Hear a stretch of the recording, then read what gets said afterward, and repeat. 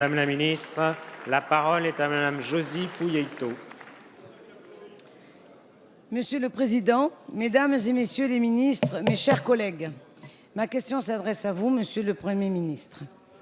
De nombreuses inquiétudes remontent de nos circonscriptions à propos de la refonte de la politique du logement. Par exemple, la communauté d'agglomération Béarn-Pau-Pyrénées, engagée depuis le printemps aux côtés de l'État et de l'ANRU, l'Agence nationale de rénovation urbaine. Ce contrat a été signé au printemps dernier, lors de la visite de votre prédécesseur Bernard Cazeneuve. Au total, une quarantaine de millions d'euros de financement croisé de l'ANRU et d'Action Logement est programmée dans la rénovation du quartier Saragosse, où vivent plus de 10 000 habitants. Pour sa part, l'Office palois de l'habitat, partenaire de l'opération, engage une enveloppe de 7 millions d'euros. C'est considérable. Cependant, pourra-t-il tenir ses engagements dans la convention ANRU avec, demain, des capacités d'autofinancement réduites à ce point? Monsieur le Premier ministre, ma question porte sur 3 points.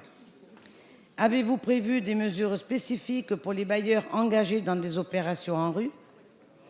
Comment comptez-vous distinguer les organismes HLM qui proposent des loyers supérieurs au plafond des APL et ceux qui, comme l'Office palois de l'habitat, pratiquent des loyers inférieurs à ce même plafond? Dans le même temps, comment ferez-vous la distinction entre les organismes qui bénéficient de réserves financières importantes et ceux qui sont déjà engagés pleinement dans leur mission sociale? En résumé, comment faire les efforts budgétaires nécessaires sans pénaliser les organismes qui appliquent déjà des loyers particulièrement bas? Je vous remercie. Merci Madame la députée. La parole est à Monsieur Julien Denormandie, secrétaire d'État auprès du ministre chargé de la cohésion des territoires.